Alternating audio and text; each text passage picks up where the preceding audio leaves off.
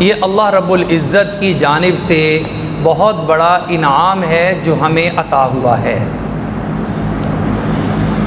اور دوسری اہم ترین بات یہ ہے کہ یہ جو اللہ رب العزت نے ہمیں ایمان عطا فرمایا، ایمان کے ساتھ ایک اور لفظ بولا جاتا ہے جس کو ہم کہتے ہیں اسلام۔ ایمان کا تعلق ہے انسان کے دل کے ساتھ، کہ انسان کے دل کے اندر ایمان ہوتا ہے، اور ایمان لانا اس کے اندر تصدیق بالقلب کی شرط لگائی جاتی ہے کہ انسان دل سے بھی یقین رکھے لا الہ الا اللہ پر بھی اور محمد الرسول اللہ پر بھی۔ اور اسلام کا تعلق ہمارے اعضاء اور جوارح سے ہے، ہمارے جسم سے نکلنے والے اعمال کے ساتھ ہے۔ ایمان کا تعلق براہ راست ہمارے دل کے ساتھ ہے، اسی لیے ایمان کو دکھایا نہیں جا سکتا۔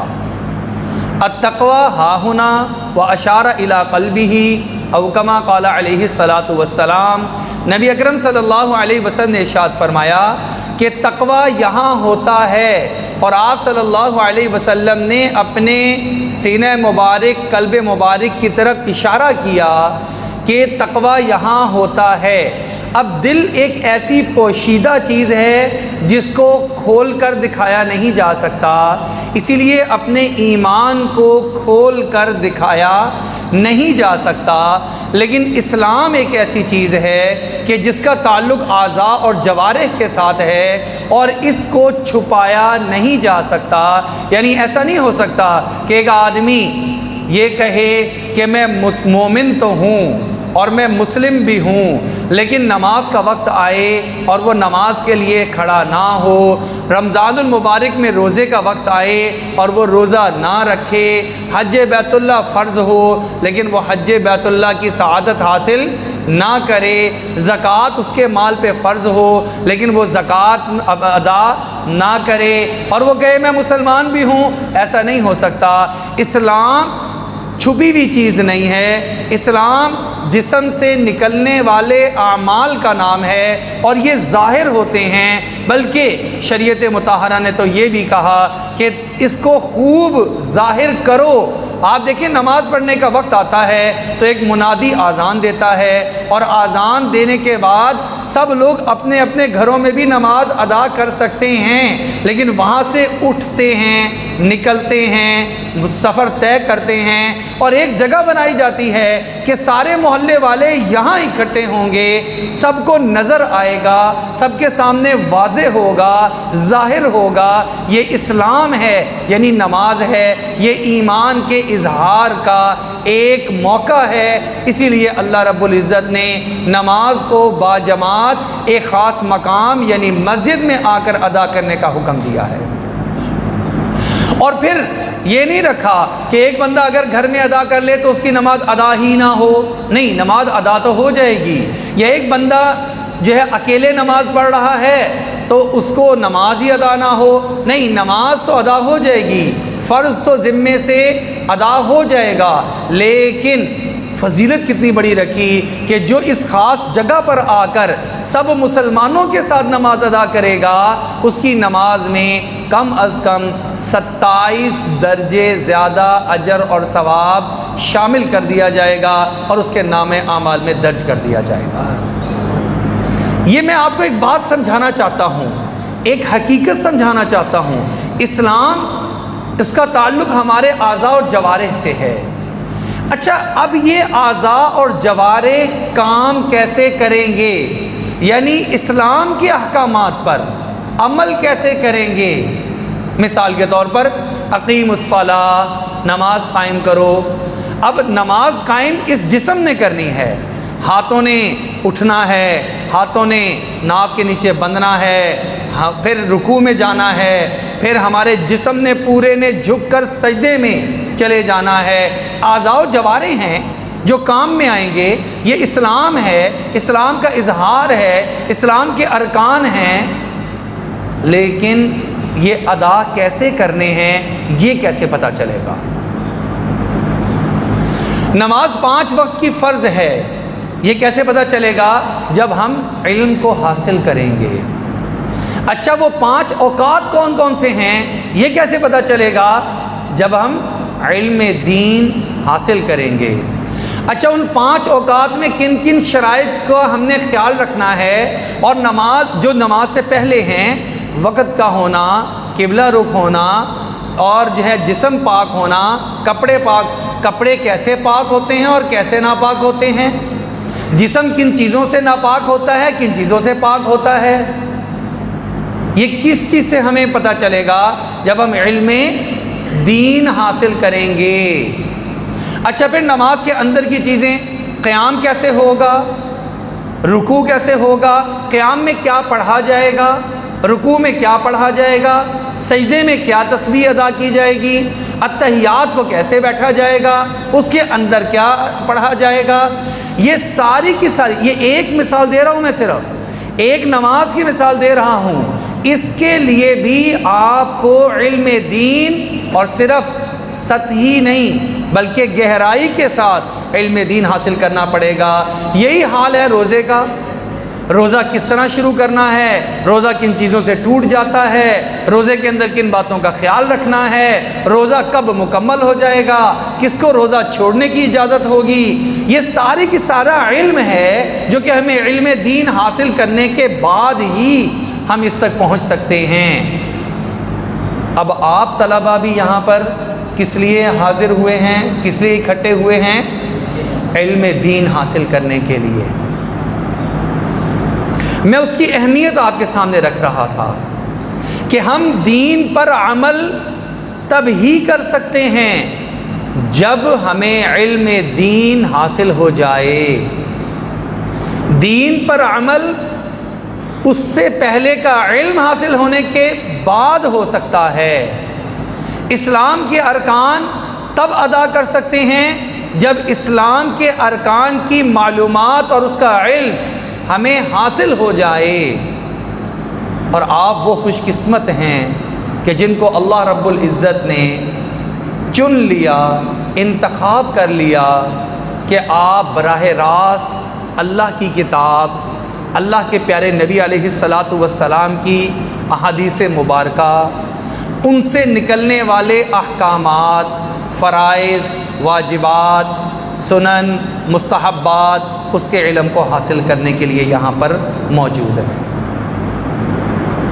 آپ کو پتہ ہے کہ ہر ایک نعمت کا شکر ادا کرنا انسان پر لازم ہوتا ہے۔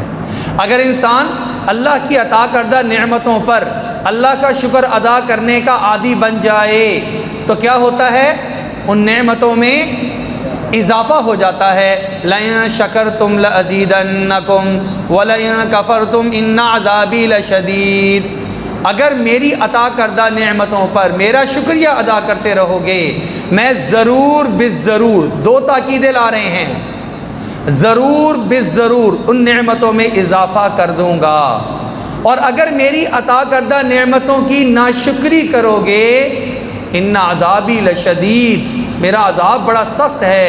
جو اللہ ہمیں اس سارے ماحول سے نکال کر یہاں پر دینی ماحول میں لا سکتا ہے، وہی اللہ رب العزت ہمیں یہاں سے اٹھا کر دوبارہ باہر کی دنیا میں، جہاں سال ہا سال گزر جائیں اور ہمیں نہ اللہ کا نام سننے کو ملے، نہ اللہ کے نبی علیہ السلام کا فرمان سننے کو ملے، نہ سال ہا سال میں کبھی نماز پڑھنے کی توفیق میسر آ جائے، نہ روزہ رکھنے کی توفیق ملے، ایسے ہمارے معاشرے میں افراد موجود ہیں، اور وہ ماحول کے اثرات کی وجہ سے ہیں۔ جو جتنی بری صحبت میں پڑا ہوا ہے وہ دین کے احکامات سے اتنا دور چلا گیا ہے۔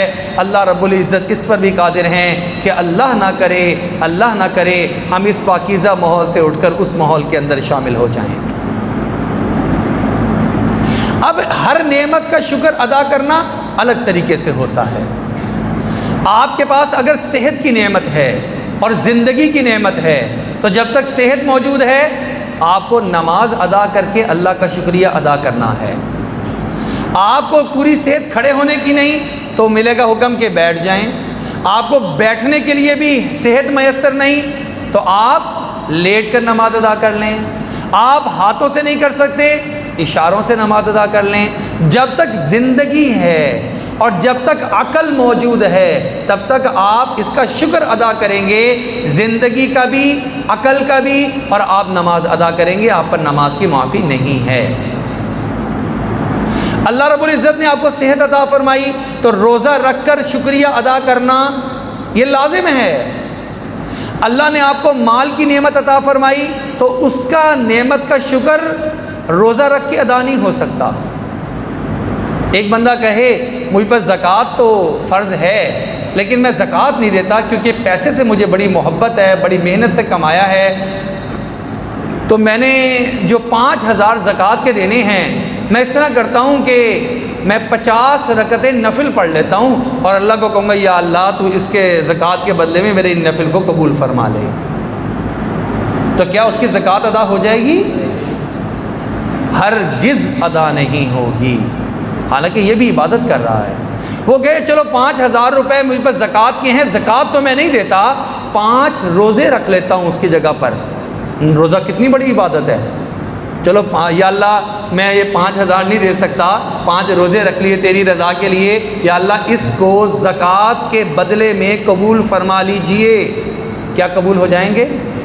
ہرگز نہیں۔ ایک بندہ کہتا ہے روزہ نہیں میں رکھ سکتا، لیکن روزے کی جگہ پہ میں یہ کرتا ہوں کہ میں لوگوں کو افطاریاں کروا دیتا ہوں، خود روزہ نہیں رکھتا لیکن میں افطار پارٹی کروا دیتا ہوں، میں اپنے گھر میں ایک دسترخوان لگا دیتا ہوں یا مسجد میں ایک دسترخوان لگا دیتا ہوں اور وہاں پہ 5-10 لوگوں کو روزہ افطار کرا دیا کروں گا، تو کیا اس کا روزہ افطار کروانا یہ قبول ہو جائے گا اللہ کے ہاں اس کے روزے کے بدلے میں؟ نہیں ہوگا۔ ایک آدمی کہتا ہے روزہ نہیں میں رکھتا لیکن میں 30 روزے ہیں نا تو 30 دن روزانہ لگاتار میں روزہ نہیں رکھوں گا لیکن ہر روز میں 100 رکعت نفل پڑھ لوں گا، یا اللہ مجھے معاف کر دے میں نے روزہ نہیں رکھا لیکن 100 رکعت نفل پڑھ لیا، یہ بھی کتنی فضیلت کی ہے، رمضان کی یہ نماز ہے، یا اللہ اس کو قبول فرما لے۔ یہ اتنی مثالیں میں عبادت کی دے رہا ہوں، ایک فرض دوسرے فرض کے مقابلے میں قبول نہیں ہوگا۔ تو بیٹا جو آپ کو اللہ علم کی دولت سے نواز رہے ہیں اس کا شکریہ ادا کرنا صرف تسبیح پڑھنے سے نہیں ہوگا، نماز پڑھنے سے نہیں ہوگا، روزہ رکھنے سے نہیں ہوگا، زکوٰۃ ادا کرنے سے نہیں ہوگا، بلکہ اس وقت کو قیمتی بنانے سے اس کا شکریہ ادا ہوگا۔ ایک طالب علم کہے کہ میں استاد صاحب کو سبق تو نہیں سناؤں گا، نہ میں سبق تکرار کے وقت میں تکرار کروں گا، ہاں اس تکرار کے وقت میں نوافل پڑھ لیتا ہوں، تو کیا یہ ٹھیک کرے گا یا غلط کرے گا؟ اچھا اس وقت میں قرآن پاک کی تلاوت کر لیتا ہوں، قرآن پاک کی تلاوت کتنی بڑی نعمت ہے، لیکن کیا یہ اپنے سبق کو چھوڑ کر، تکرار کو چھوڑ کر، مطالعے کو چھوڑ کر اگر جا کر قرآن پاک کی تلاوت میں بیٹھ جائے گا تو کیا یہ درست کرے گا کہ یہ غلط کرے گا؟ غلط کرے گا۔ یہ بات سمجھانا چاہ رہا ہوں بچوں آپ کو۔ یہ جو آپ کا زمانہ ہے یہ زمانہ بہت ہی زیادہ اہمیت کا حامل ہے۔ اس وقت میں آپ نے جتنا علم حاصل کر لیا وہی ساری زندگی کام آئے گا، جو آپ نے اپنی تربیت کر لی وہی ساری زندگی کام آئے گی، جو آپ نے تقوی اپنے دلوں میں پیدا کر لیا وہی اگلی ساری زندگی میں کام آئے گا۔ جو ابھی قرآن پاک کی تلاوت کا عادی نہ بنا وہ یہ سوچے کہ میں عالم بننے کے بعد پھر قرآن پاک کی تلاوت کا عادی بن جاؤں گا، وہ ذہن سے نکال دے۔ اگر ابھی آپ نے اپنے آپ کو عادی نہ بنایا آپ عالم بننے کے بعد بھی عادی نہیں بن سکیں گے۔ جس نے ابھی اپنے آپ کو نماز کا اور سنتوں کا، نوافل کا پابند نہیں کیا، تہجد پڑھنے کا عادی نہیں بنایا، جس نے اسی زمانے میں اپنے آپ کو سچ بولنے کا عادی نہیں بنایا، ابھی تو میں طالب علم ہوں، ابھی تو چلو جھوٹ سچ چل جاتا ہے، ابھی تو میں چھوٹا ہوں، بڑا ہو جاؤں گا عالم بن جاؤں گا پھر جھوٹ نہیں بولا کروں گا، یہ بھول ہے آپ کی۔ اگر ابھی عادت نہ بنی سچ بولنے کی، آپ جتنے بھی بڑے ہو جائیں گے آپ کی سچ بولنے کی عادت کبھی بھی نہیں بنے گی۔ اس کا مطلب یہ ہوا آپ کا ایک ایک منٹ قیمتی ہے، کس کے لیے؟ آپ کے اپنے لیے۔ بیٹا آپ کے بننے کا وقت ہے، آپ جو کچھ مستقبل میں بننا چاہتے ہو اس کے لیے یہی وقت ہے جو آپ گزار رہے ہو۔ آپ فقیہ بننا چاہتے ہو، آپ خطیب بننا چاہتے ہو، آپ متقی بننا چاہتے ہو، آپ صادق بننا چاہتے ہو، سچا بننا چاہتے ہو، آپ امانت دار بننا چاہتے ہو، اپنی اسی زندگی کے دوران میں اپنے آپ کو امانت دار بنا دو۔ اگر یہاں پہ ہیرا پھیری چلتی رہی تو آپ یہ بات ذہن سے نکال دیں، عالم بننے کے بعد آپ صادق ہو جائیں گے، سچے ہو جائیں گے، ہیرا پھیری چھوڑ دیں گے، ایسا نہیں ہو سکے گا۔ ایک بات سمجھنے کے بعد اگلی بات سمجھنا اور آسان۔ یہ علم کی فضیلت جو میں آپ کے سامنے بیان کر رہا تھا، آپ کا عالم بننا کتنا ضروری، آپ اسلام پہ عمل ہی نہیں کر سکتے اور پوری دنیا کو بتانا کہ آپ نے اسلام پہ عمل کرنا ہے، آپ ہی جا کر بتائیں گے۔ اس لیے آج کا ایک ایک وقت اور ایک ایک منٹ اور ایک ایک گھنٹہ اور ایک ایک دن آپ کا قیمتی ہے، لہٰذا اپنے وقت کو قیمتی بنائیں گے انشاءاللہ۔ شاباش۔ اب میں اس تفصیل میں نہیں جاتا کہ آپ کے لیے کتنا نظم تعلیم کا بھی بنایا جا رہا ہے، تربیت کا بھی بنایا جا رہا ہے، وہ آپ کے سامنے آہستہ آہستہ شروع ہو گئی ہیں چیزیں، انشاءاللہ آپ کو سامنے آتی رہیں گی۔ جو ہمارے اسکول کے طلباء بیٹھے ہیں، جو ہمارے درس نظامی کے بیٹھے ہیں، یہ سارا نظم بیٹا اس لیے بنایا جا رہا ہے، یہ تو ابھی آغاز ہے، آج پہلا مسابقہ انشاءاللہ تعالی ظہر کے بعد ہے۔ یہ سب چیزیں آپ کے اندر صلاحیتیں پیدا کرنے کے لیے ہیں۔ انشاءاللہ اس سے موضوع سے متعلقہ اسی ٹائم بات کریں گے۔ ابھی جو بات ہے وہ یہ ہے کہ اپنے وقت کی قدر کرنے کے لیے سب سے اہم کام کیا ہے؟ آج کا کام آج ہی پورا کرنا۔ آپ کو حیرانگی ہوگی، اس معاشرے کے اندر ایسے بہت بڑا ایک طبقہ پایا جاتا ہے کہ جو کہ ناکام ہو گئے ہیں، اور ان کی ناکامی کی وجہ کوئی باہر کی چیز نہیں ہے، بلکہ ان کی ناکامی کی وجہ خود وہ اپنی ذات کے اعتبار سے خود ہیں، ان کی اپنی عادتیں ہیں۔ عادتیں کیسے ہیں؟ مثلا میں ایک شخص کو جانتا ہوں بڑی اچھے طریقے سے اور بچپن سے تعلق ہے، وہ اس ٹائم میں کنسٹرکشن کا کاروبار کرتے ہیں، تعمیرات کا کاروبار کرتے ہیں۔ آپ کو پتہ ہے کہ یہ تعمیرات کا کام کتنے بجے صبح کو شروع ہو جاتا ہے؟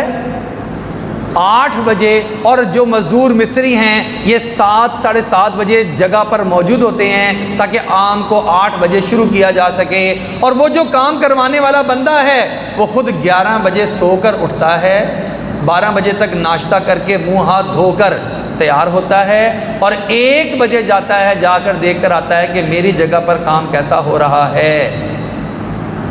اسی لیے جو مکان اس کو 2 ماہ میں بنانا چاہیے وہ 6 ماہ میں بنتا ہے، اور جو 6 ماہ بعد بک جانا چاہیے وہ 1 سال 1.5 سال کے بعد بکتا ہے، اور وہ ناکام ہے۔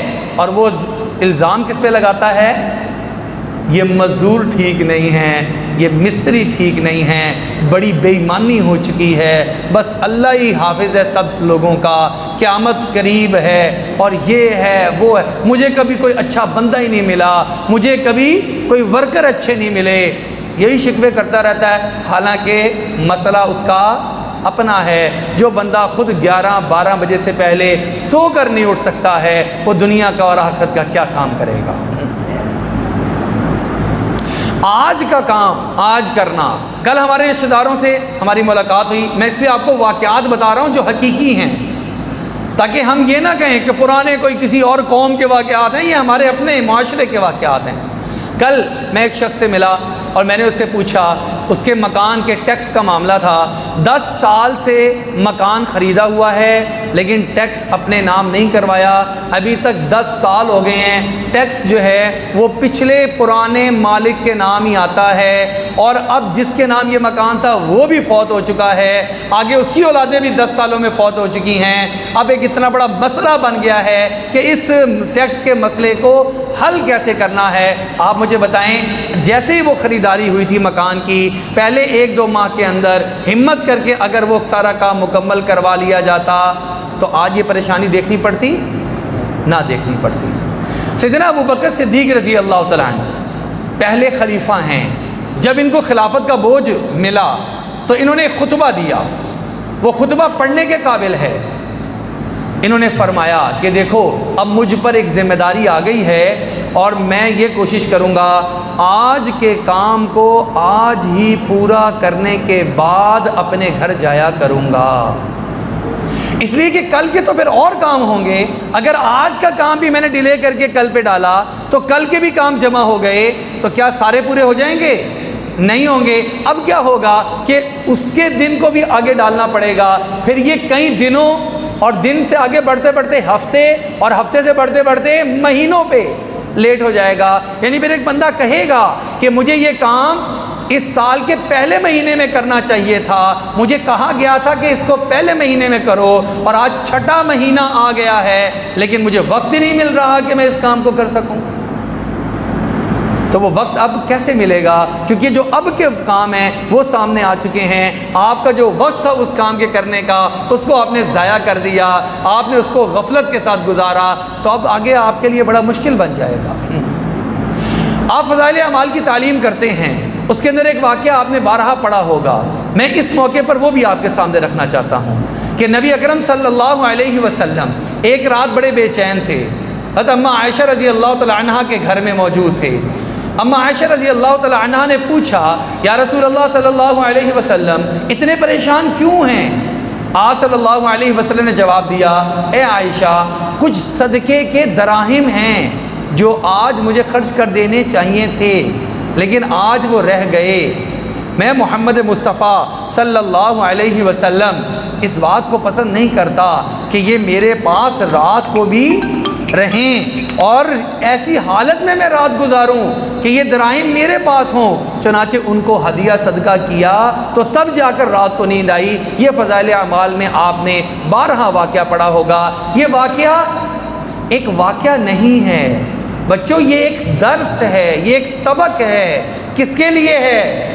میرے لیے ہے, آپ کے لیے ہے. آج کا کام ہمیں آج ہی پورا کرنا چاہیے. دنیا میں جتنے کامیاب انسان گزرے ہیں ان سب کے اندر یہ بات شامل تھی کہ وہ اپنے کام کو ذمہ داری سے لیا کرتے تھے اور ذمہ داری سے پورا کیا کرتے تھے, اور جس دن کا کام ہوا کرتا تھا اسی دن اس کو مکمل کر کے پھر سویا کرتے تھے. جماعتوں میں آپ بھی گئے, ہم بھی گئے, بہت سارے ایسے ساتھی ہوا کرتے تھے. کتنے بجے ہم نے ختم کرنا ہے؟ یہ 12 بجے سے 5 منٹ. جماعت میں ہم گئے, ایک ساتھی ایسا کہ دن بھر گشتوں میں ملاقاتوں میں اسے فرصت نہیں ملی اپنی روزانہ کی تسبیحات مکمل کرنے کی. تو ہم نے دیکھا کہ جب اس نے بستر بچھا لیا, بستر بچھا پر وہ بیٹھ گیا اور بیٹھ کر اب وہ اپنی تسبیحات پوری کر رہا ہے. نیند بھی آ رہی ہے, تسبیحات بھی پوری کر رہا ہے. ایک دفعہ میں نے اس بندے کو کہہ ہی دیا, یار جب آپ سارا دن تبلیغ کے کام میں ہی مشغول رہے, دعوت دیتے رہے, اعمال کرتے رہے, خدمت میں لگے رہے, اگر آپ کی تسبیحات رہ بھی گئی ہیں, اچھا قرآن پاک کی تلاوت ایک کونے میں جا کر اپنی تلاوت پوری کر رہے ہیں, اگر آپ کی تسبیحات رہ گئی ہیں, اگر آپ کی تلاوت رہ گئی ہے تو کوئی بات نہیں, سو جاؤ, کل پوری ہو جائیں گی.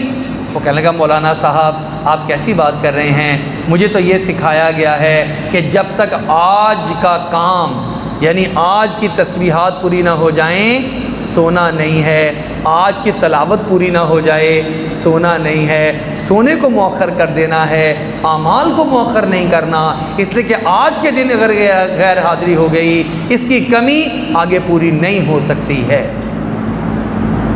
کتنی شاندار عادت ہے, بتائیں مجھے کتنی شاندار عادت ہے. اگر ہم بھی یہ طے کر لیں, میں اپنی زندگی میں, اچھا آپ یہاں پر تعلیم حاصل کر رہے ہیں, اس کے بعد آپ کے پڑھانے کا مرحلہ آئے گا, دنیا میں جائیں گے اور کاروبار بھی کریں گے. اس کو آج سے اپنی عادت بنا لیں. میرا روزانہ کا کام روزانہ فری ہوگا, پورا ہوگا تو میں سوؤں گا. آپ یقین مانیں دنیا انشاءاللہ تعالی العزیز اور دنیا کی ساری کامیابیاں آپ کے قدموں میں پڑی ہوں گی, اور انشاءاللہ یہ آپ کی کامیابیاں آپ کے قدم چومیں گی. آپ تھوڑی محنت کریں گے زیادہ کامیابی حاصل کر لیں گے. آخری بات کر کے ہم بات کو مکمل کرتے ہیں. دیکھو بچے, پوری دنیا کے اندر ایک اصول ہے. کیا اصول ہے؟ اپنی زندگی کا ہدف سوچنا, اس کو سامنے رکھنا, پھر اپنی زندگی میں اس کو حاصل کرنے کے لیے پروگرام اور ترتیب بنانا. پوری دنیا کا یہ اصول ہے. جتنی کاروباری کمپنیاں ہیں وہ اپنا ایک ہدف رکھتی ہیں, اس سال ہماری سیل اور انکم یہ 1 کروڑ روپے ہونی چاہیے، تو بھائی کیسے کریں گے کہ یہ 1 کروڑ روپے پہنچ جائے؟ اچھا، پھر وہ 1 کروڑ کو تقسیم کرتے ہیں کہ 1 سال میں 12 مہینے، اور یہ 1 کروڑ کی رقم، اس کو 12 مہینوں پر تقسیم کرو، تقسیم کر کے دیکھو پہلے مہینے میں میں نے اپنا ٹارگٹ پورا کیا ہے یا نہیں کیا۔ اگر میں نے پہلے مہینے اپنا ٹارگٹ پورا نہیں کیا تو میں سمجھ جاؤں کہ میرے 10 مہینے کے بعد، 11 مہینے کے بعد یہ ٹارگٹ پورا نہیں ہوگا۔ پھر دوسرے مہینے دیکھا میرا ٹارگٹ پورا ہوا کہ نہیں ہوا۔ اگر 6 مہینے گزر گئے اور 6 مہینے میں آپ جہاں پر آپ کو ہونا چاہیے تھا، جو ٹارگٹ تھا، آپ نے وہ پورا نہیں کیا، تو کیا سال میں آپ اپنے اس ٹارگٹ کو پورا کر لیں گے جو سال کا ٹارگٹ بنایا ہوا ہے؟ نہیں کر سکیں گے۔ بس یہ بہت اہم بات ہے جو میں سمجھانا چاہتا ہوں۔ اگر یہ مجھے سمجھ آ گئی، آپ کو سمجھ میں آ گئی، ہماری زندگیاں آسان۔ مجھے آپ کو ایک ٹارگٹ بنانا ہے۔ ابھی اس ٹائم آپ کے سامنے ٹارگٹ ہے عالم دین بننا۔ اور کیسا عالم دین بننا؟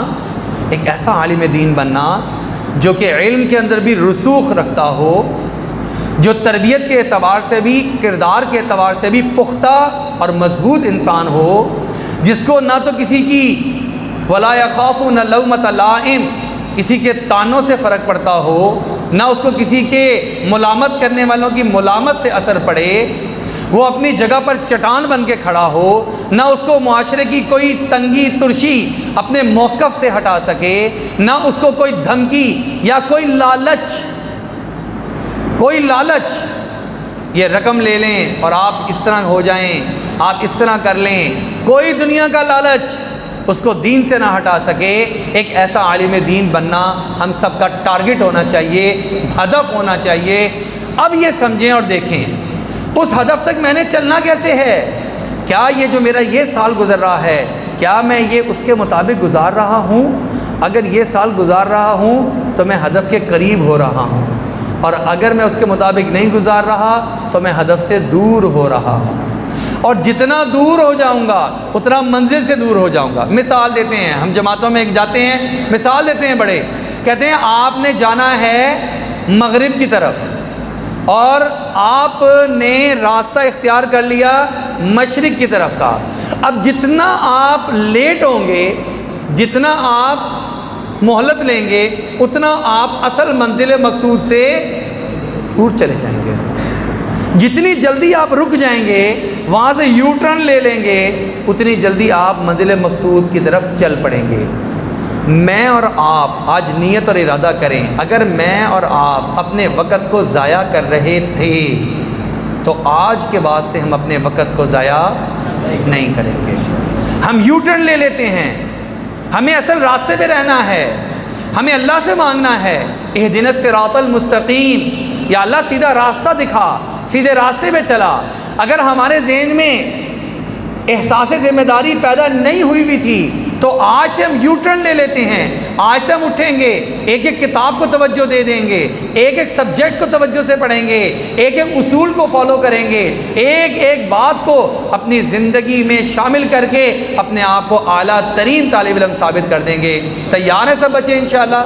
اللہ جل شانہ ہمیں عمل کرنے کی توفیق عطا فرما دے۔ اللہم صلی علی سیدنا و مولانا محمد عبدک و رسولک، و صلی علی المؤمنین والمؤمنات والمسلمین والمسلمات، لا الہ الا اللہ الحلیم الکریم، سبحان اللہ رب العرش العظیم، والحمد للہ رب العالمین۔ اللہم انا نسألک موجبات رحمتک وعزائم مغفرتک والغنیمۃ من کل بر والسلامۃ من کل اثم، لا تدع لنا ذنبا الا غفرتا، ولا ہما الا فرجتا، ولا دینا الا قضیتا، ولا مریضا الا شفیتا، ولا حاجتا ہی لک رضا الا قضیتها یا ارحم الراحمین۔ اللہم اہدنا واہد بنا وجعلنا سببا وسبیلا لمن اہتدی۔ یا اللہ ہم سب کے یہاں آنے کو، پڑھنے کو، پڑھانے کو اپنی بارگاہ میں شرف قبولیت عطا فرما۔ یا اللہ ہمارے اندر احساس ذمہ داری کو پیدا فرما۔ یا اللہ ہمیں صحیح معنوں میں پڑھنے اور پڑھانے کی توفیق عطا فرما۔ یا اللہ شیطان اور اس کے جالوں سے ہماری حفاظت فرما۔ یا اللہ ہمارے اوقات کا ضیاع کروانا چاہتا ہے، یا اللہ ہمیں اپنے اوقات کی حفاظت کرنے کی توفیق عطا فرما۔ یا اللہ ہمیں اپنے تربیت کرنے کی توفیق عطا فرما۔ سبحان ربک رب العزت عما یصفون وسلام علی المرسلین والحمد للہ رب العالمین برحمتک یا ارحم الراحمین آمین آمین آمین.